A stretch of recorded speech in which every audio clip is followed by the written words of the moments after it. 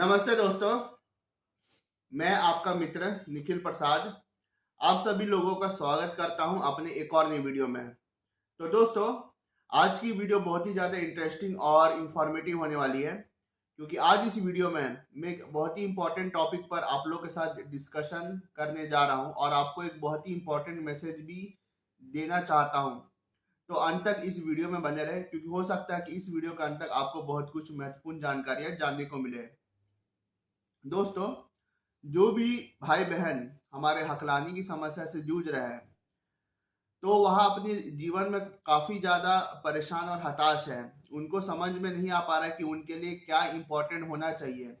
क्या उनके लिए उनका फ्लुएंसी इंपॉर्टेंट होना चाहिए या उनके लिए उनका कम्युनिकेशन पार्ट इंपॉर्टेंट होना चाहिए।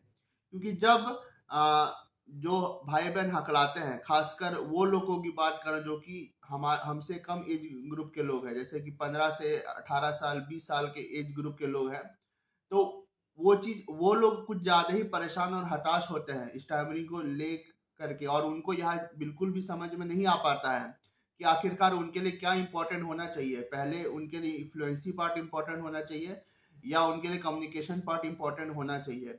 जब वह लोगों के सामने हकलाते हैं, रुक रुक के बोलते हैं, तब वह बहुत ज्यादा हताश परेशान हो जाते हैं और बोलना भी छोड़ देते हैं लोगों के सामने। और इस वजह से क्या होता है कि उनका एंग्जाइटी डिसऑर्डर और जो फ्रस्ट्रेशन है, जो फियर ऑफ स्पीकिंग, वह बढ़ते जाता है वक्त के साथ में, और लोगों के सामने वह बिल्कुल भी बोल नहीं पाते हैं। ठीक है।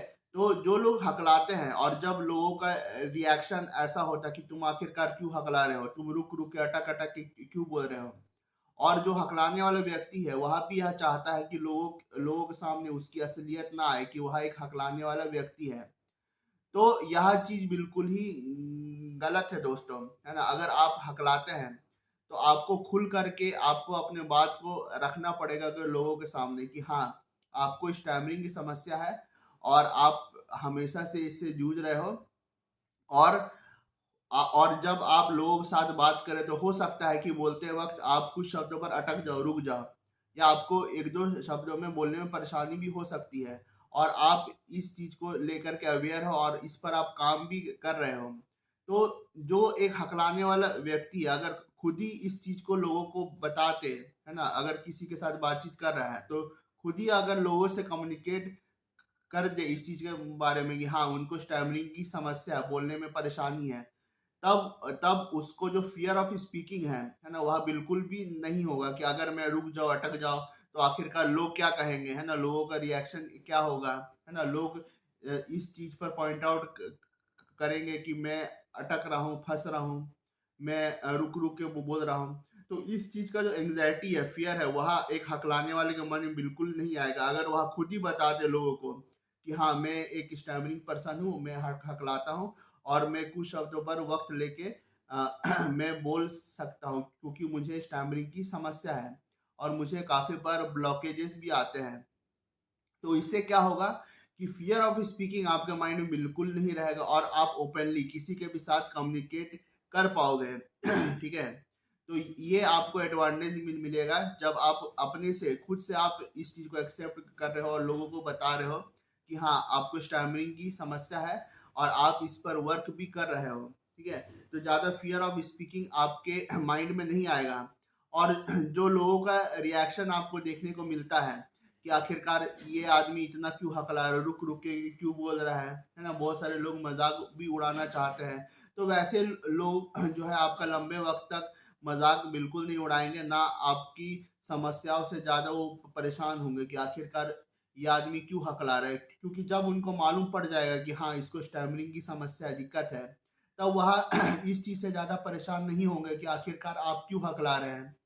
तो यह चीज होगी अगर आप खुद ब खुद लोगों को यह एक्सेप्ट करके बता दे कि हाँ, आपको स्टैमरिंग की समस्या है। ठीक है। और इसके अलावा जो हमारा मेन टॉपिक है इस वीडियो का कि आपके लिए क्या इंपॉर्टेंट होना चाहिए, आपके लिए फ्लुएंसी पार्ट इंपॉर्टेंट होना चाहिए, आपके लिए कम्युनिकेशन पार्ट इंपॉर्टेंट होना चाहिए। तो मैं ये कहना चाहूंगा दोस्तों कि आपके लिए फ्लुएंसी पार्ट स्टार्टिंग में बिल्कुल भी इंपॉर्टेंट नहीं होना चाहिए। क्योंकि अगर अगर आपको कुछ ज्यादा ही सीवियर स्टैमरिंग की समस्या है तो आपके लिए पहले तो कम्युनिकेशन पार्ट इंपॉर्टेंट होना चाहिए। बाद में आपके लिए यह इंपॉर्टेंट होना चाहिए कि आप फ्लुएंसी के ऊपर भी वर्क करते रहें, पर पहले आपका कम्युनिकेशन पार्ट बहुत ज़्यादा इंपॉर्टेंट है। Without working on your communication part, है ना, आप अपनी फ्लुएंसी को भी इम्प्रूव नहीं कर पाओगे। क्योंकि अगर आप स्टार्टिंग से ही अपनी फ्लुएंसी पर ध्यान देंगे तो आपको जो कम्युनिकेट करना है लोगों के साथ में, जो आपको बोलना है, तो वो चीज आप लोगों के साथ कम्युनिकेट नहीं कर पाएंगे और उसको बता ही नहीं पाएंगे कि आखिरकार आप बोलना क्या चाह रहे हो। पर पर आप एक चीज मान लीजिए कि अगर आप हकला के भी बोल रहे हो और बातें उस तक पहुंच रही, तो हाँ, आपका कम्युनिकेशन कंप्लीट हो चुका है। और अब आप सीख गए होंगे कैसे सामने वाले से कम्युनिकेट करके कोई भी बात कहनी है, भले वहां थोड़ी सी रुक कर ही क्यों ना हो, अटक कर ही क्यों ना हो। पर आप जब सीख गए हो कि आपका कम्युनिकेशन कैसा होना चाहिए, है ना, कैसे आप कम्युनिकेट कर सकते हो सामने वाले के साथ में, तब ये चीज सीखने के बाद में आपका नेक्स्ट स्टेप ये होना चाहिए कि आप अपनी फ्लुएंसी पर भी थोड़ा सा ध्यान दें। क्योंकि हर जगह लोगों का नोटिस में यही आता कि आप कितना फ्लुएंटली बोल पा रहे हैं। ठीक है, तो स्टार्टिंग में आपके लिए जो है सिर्फ और सिर्फ कम्युनिकेशन पार्ट इंपॉर्टेंट होना चाहिए। ठीक है, अगर आपका कम्युनिकेशन पार्ट इंपॉर्टेंट है, आप लोगों के साथ कम्युनिकेट कर पा रहे हो, आपके माइंड में बहुत ज्यादा फियर ऑफ स्पीकिंग नहीं है, ठीक है, और आपको बोलते हुए माथे से पसीना नहीं आ रहा है, आपको एंग्जाइटी बिल्कुल नहीं हो रही है, ठीक है, आपका आवाज जो है बैठ नहीं रहा है, तब समझ लीजिए कि आपके माइंड से फियर ऑफ स्पीकिंग निकल गया और आप ओपनली, है ना, ओपनली हकला के ही क्यों ना सही, आप जो है लोगों के साथ कम्युनिकेट कर पा रहे हो और आपको कम्युनिकेशन में बहुत ज्यादा परेशानी नहीं आ रही है। तो जब आपने यह फर्स्ट स्टेज अचीव कर ली है अपने लाइफ में तब अब बारी आती है अपने सेकेंड स्टेज की, है ना। सेकेंड स्टेज में क्या होता है, सेकेंड स्टेज में अपना जो है फ्लुएंसी पार्ट होती है कि आप लोगों से कैसे फ्लुएंटली आप बातचीत कर पा रहे हो। अगर आप अपनी फ्लुएंसी पर वर्क करते हो दोस्तों, तो मेरा आप यकीन मानिए कि सामने वाला कभी भी आपको पकड़ नहीं पाएगा कि आपको कभी स्टैमरिंग की समस्या थी भी, है ना। क्योंकि स्टैमरिंग की समस्या तभी पकड़ में आती है जब आप शब्दों को बिल्कुल भी बोल ना पाए, है ना, आप बिल्कुल ही फंस जाए, बिल्कुल ही अटक जाए, या आपसे वो शब्द बिल्कुल ही मतलब बोलना आपके लिए असंभव हो जाए, तभी लोग का पकड़ में आता कि ये इसलिए फंस रहा, अटक रहा, क्योंकि इसको स्टैमरिंग की समस्या है, यहाँ शब्दों को उस आसानी से नहीं बोल पा रहा है जो आसानी से इसको बोलना चाहिए। ठीक है, और अगर आप अपनी फ्लुएंसी पर फोकस रख के काम कर रहे हैं, ठीक है, बहुत सारे ऐसे टेक्निक्स है जो कि आपकी फ्लुएंसी को शेप करने में मदद कर सकते हैं। ठीक है, हमारे एसोसिएशन में जो कि द इंडियन स्टैमरिंग एसोसिएशन है, उसमें कुछ टेक्निक्स की जो है ट्रेनिंग दी जाती है और बहुत सारी टेक्निक्स को सिखाया गया है। उस टेक्निक्स के हेल्प से आप अगर अपने डे टू डे लाइफ में कम्युनिकेशन करते हैं तो आप देखेंगे कि आपका कम्युनिकेशन पार्ट और आपका फ्लुएंसी पार्ट दोनों में बहुत ज़्यादा इंप्रूवमेंट आ गया है और आपका सेल्फ कॉन्फिडेंस भी काफ़ी ज़्यादा बूस्ट हो गया है। ठीक है, अगर मैं फ्लुएंसी शेपिंग टेक्निक्स की बात करूं तो बहुत सारे फ्लुएंसी शेपिंग टेक्निक्स है, जैसे बाउंसिंग, प्रोलोंगेशन, पॉजिंग और वॉलेंटरी स्टैमरिंग। ठीक है, वॉलेंटरी स्टैमरिंग बेसिकली ये कोई टेक्निक नहीं बल्कि आपके जो माइंड का जो फियर है इसको निकालने का एक मेथड है कि आप ओपनली लोगों के साथ हकला करके बोल रहे हो और इससे आपका जो माइंड का जो फियर है, ठीक है, एंग्जाइटी है, ये सब आपका माइंड से निकल जाएगा और कम से कम आपका जो है कम्युनिकेशन पार्ट इम्प्रूव हो सकता है इससे। और बाकी अगर फ्लुएंसी पार्ट की मैं बात करूँ तो उसके लिए बाउंसिंग टेक्निक्स है कि आप 2 से 3 बाउंस ले करके आप बोल रहे हैं।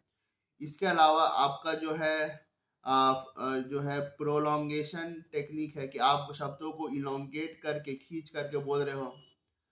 इससे क्या होगा कि जो प्रेशर बनता है ना, वो प्रेशर आपके ऊपर नहीं बनेगा कि आपको उसी फ्लुएंसी में बोलना है। और अगर आप तोड़ मड़ोड़ के खींच कर भी आप बात कर रहे हो, तब एटलीस्ट सामने वालों को आपकी बातें समझ में आ जाएंगी, भले वहाँ थोड़ी सी ऑकवर्ड लगे, पर यही टेक्निक आपके लिए बहुत ज़्यादा फायदेमंद होने वाली है। ठीक है, स्टार्टिंग में आप इन सब फ्लुएंसी शेपिंग टेक्निक का यूज करिए, भले आपको थोड़ा ऑकवर्ड लगे, पर यही आपका इलाज है, अल्टीमेट ट्रीटमेंट है।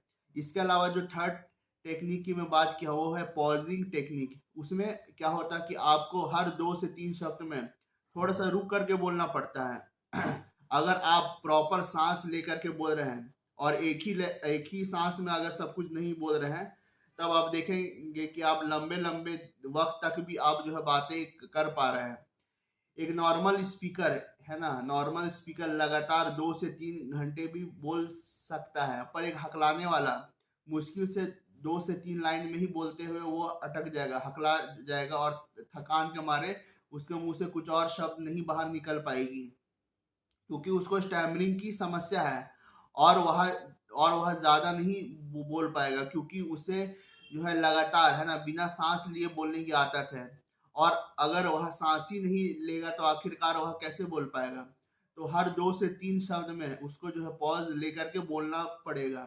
अगर पॉज लेकर के बोलेगा तभी जा करके है ना जो उसको बोलना है वह आसानी से और टेक्निक्स यूज करके वह बोल पाएगा। तो पॉजिंग टेक्निक बहुत ही ज्यादा इंपॉर्टेंट है, खासकर उन लोगों के लिए जो कि बहुत फास्ट बोलने का आदी है, और फास्ट बोलने की वजह से वह काफी ज्यादा जो है सीवियर ब्लॉक में भी फंस जाते हैं और उससे नहीं निकल पाते हैं। तो दोस्तों, ये सब बातें मैं आपके साथ शेयर करना चाहता था। जिन लोगों के माइंड में यह डाउट है कि उनके लिए पहले क्या इंपॉर्टेंट होना चाहिए, उनके लिए पहले जो है कम्युनिकेशन पार्ट इंपॉर्टेंट होना चाहिए या उनके लिए पहले फ्लुएंसी इंपॉर्टेंट होना चाहिए। तो दोस्तों, मैं साफ साफ आप सभी लोगों को ये बता दूं कि आपके लिए पहले जो है कम्युनिकेशन पार्ट इंपॉर्टेंट होनी चाहिए, क्योंकि विदाउट कम्युनिकेशन पार्ट आप जो है अपनी फ्लुएंसी पर वर्क नहीं कर पाएंगे। अगर आप लोगों से कम्युनिकेट ही नहीं कर पाएंगे तो आखिरकार जो उस कम्युनिकेशन में जो डिसफ्लुएंसी है उसको आप इम्प्रूव कैसे कर सकते हैं। तो कम्युनिकेशन पार्ट बहुत ही ज्यादा इंपॉर्टेंट है। उसके बाद जो आपका एक बार कम्युनिकेशन जो है आपने अचीव कर ली है, उसके बाद जो है आती है फ्लुएंसी की बारी कि उस कम्युनिकेशन में क्या क्या डिसफ्लुएंसी आपको देखने को मिली है। आप अपना नाम नहीं बोल पाए, आप जो है अपना कॉन्टैक्ट नंबर नहीं बता पाए। तो ये सब जो डिसफ्लुएंसी आ गई है, तो इसके लिए आपको क्या करना इंपॉर्टेंट है, इसके लिए ये करना इंपॉर्टेंट है कि आप जो है टेक्निक्स यूज करके बोले। आप थोड़ा सा रुक करके सांस ले करके आराम से बोले, जो कि मैं बता चुका हूँ, ये पॉजिंग टेक्निक है। पॉजिंग टेक्निक से आपको थोड़ा सा बोलने में आराम होगा और आपका जो स्पीच है ओवरऑल थोड़ा स्लो डाउन होगा, है ना, और फास्ट बोलने का आदत आपका थोड़ा छूट जाएगा। तो पॉजिंग टेक्निक से आपको आराम मिलेगा। इसके अलावा बाउंसिंग और प्रोलॉन्गेशन, इसका भी आप जो है प्रैक्टिस करते रहिए। जितना आप इसको डे टू डे कम्युनिकेशन में आप उतारिएगा और प्रैक्टिस करते रहिएगा, तो आपको उतना ही इम्प्रूवमेंट मिलेगा। और आप देखेंगे कि इस चीज को करते करते करते करते आपको आपका ओवरऑल कम्युनिकेशन बहुत ही ज्यादा स्ट्रांग बन चुका है। आपका कम्युनिकेशन पार्ट भी बहुत अच्छा स्ट्रांग बन गया है और आपका फ्लुएंसी पार्ट भी बहुत ज्यादा स्ट्रांग बन गया है, और आप लंबे लंबे वक्त तक किसी के साथ भी कम्युनिकेट कर पा रहे हो। तो दोस्तों, ये सब बातें थी जो कि कुछ इम्पोर्टेंट बातें थी जो कि एक हकलाने वाले को बहुत परेशान करती आए है। और खासकर ये बातें उन हकलाने वाले भाई बहनों के लिए, मित्रों के लिए है जो कि थोड़े यंग एज ग्रुप के हैं, जो कि समझ लीजिए 12 से 18 साल 20 साल तक के एज ग्रुप के हैं। और जब उनको लोग बोलते हैं कि आखिरकार तुम क्यों हकला रहे अटक रहे हो, तो उनका ध्यान सिर्फ और सिर्फ उनकी फ्लुएंसी पार्ट पर ही रहता है। उनका ध्यान उनके कम्युनिकेशन पार्ट पर बिल्कुल नहीं आता है कि आखिरकार मेरे लिए कम्युनिकेशन पार्ट भी इंपॉर्टेंट होनी चाहिए। पहले कम्युनिकेशन पार्ट इंपॉर्टेंट होना चाहिए, बाद में अपना फ्लुएंसी पार्ट इंपॉर्टेंट होना चाहिए। तो दोस्तों, ये सब छोटी मोटी बातें थी जो मैं आपके साथ कन्वे करना चाहता था। तो अगर आपको मेरा यह वीडियो पसंद आया तो आप मेरे वीडियो को लाइक करें, मेरे चैनल को सब्सक्राइब भी करें, और अगर आपको और भी जो है बातें जाननी है स्टैमरिंग से रिगार्डिंग, तो आप जो है मेरा वीडियो आगे भी देखते रहें। बहुत बहुत धन्यवाद आप सभी लोगों का यह वीडियो अंत तक देखने के लिए। Thank you.